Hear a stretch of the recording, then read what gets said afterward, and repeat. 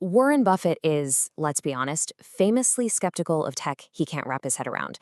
So when this whole AI revolution just exploded onto the scene, pretty much everyone assumed Berkshire Hathaway was just going to sit this one out.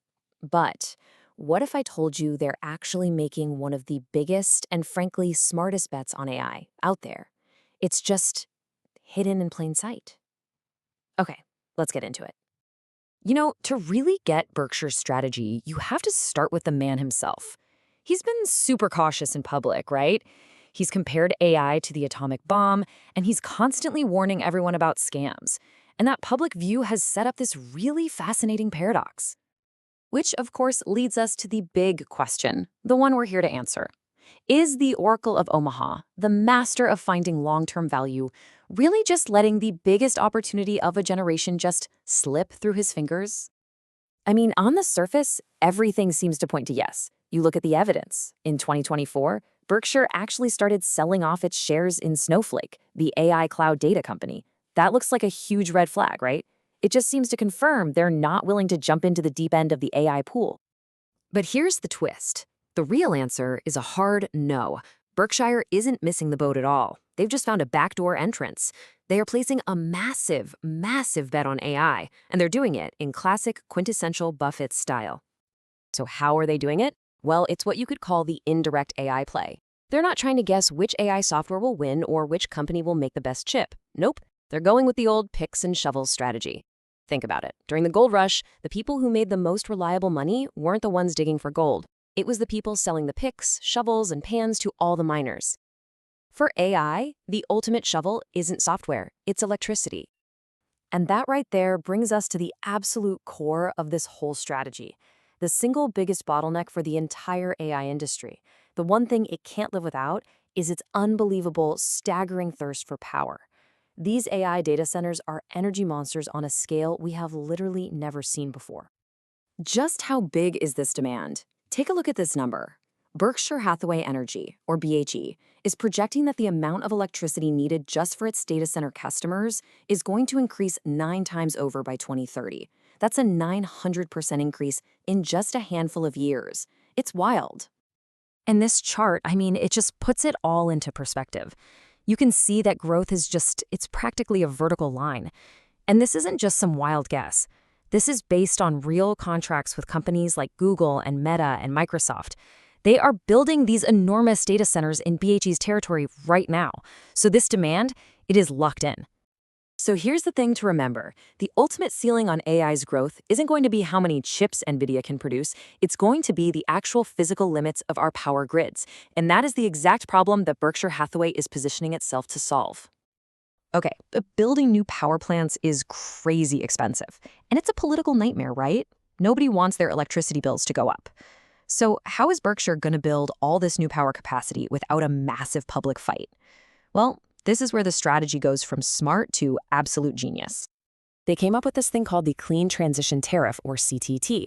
They actually worked with Google to get it approved through their subsidiary, NV Energy in Nevada. To put it simply, it's a new way for a massive energy user, like an AI data center, to basically pay a premium to fund the construction of the new clean power plants that it needs for itself. And this is the most brilliant part of the CTT. It's a feature called cost isolation.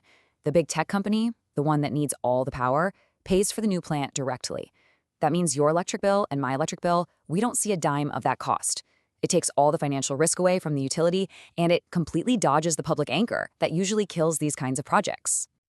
Let's just walk through it real quick. So big tech comes along and says, hey, we need a ton of clean power 24/7. BHE says, no problem, just sign up for our clean transition tariff.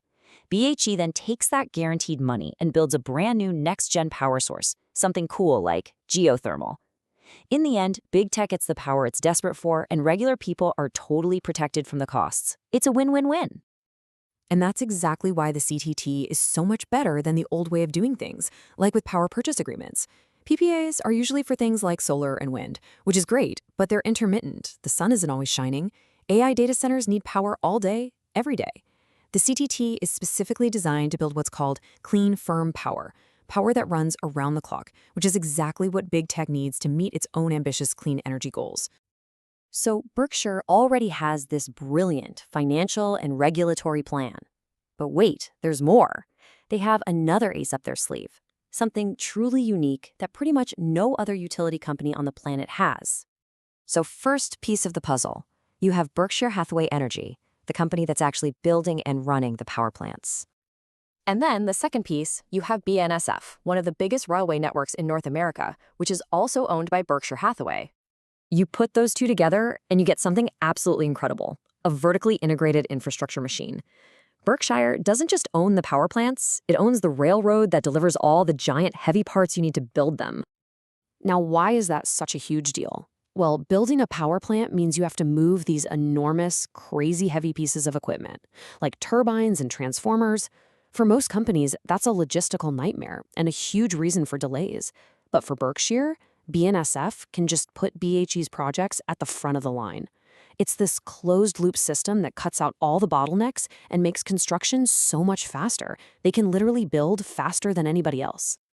And all of this, the clever regulatory stuff, the logistical advantage, it all weaves together to create the ultimate economic moat.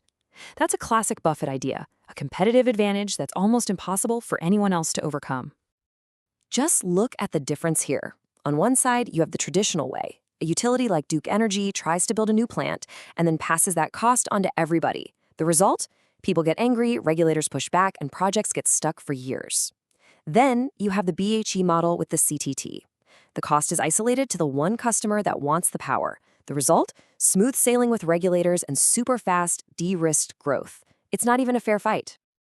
So when you boil it all down, Berkshire isn't trying to pick the winning AI horse. They're making a much simpler and much safer bet that no matter who wins the AI race, the race itself is going to need an unbelievable amount of power. They're not in the race, they own the toll road that every single racer has to drive on. So let's just recap Berkshire's winning hand here. 1.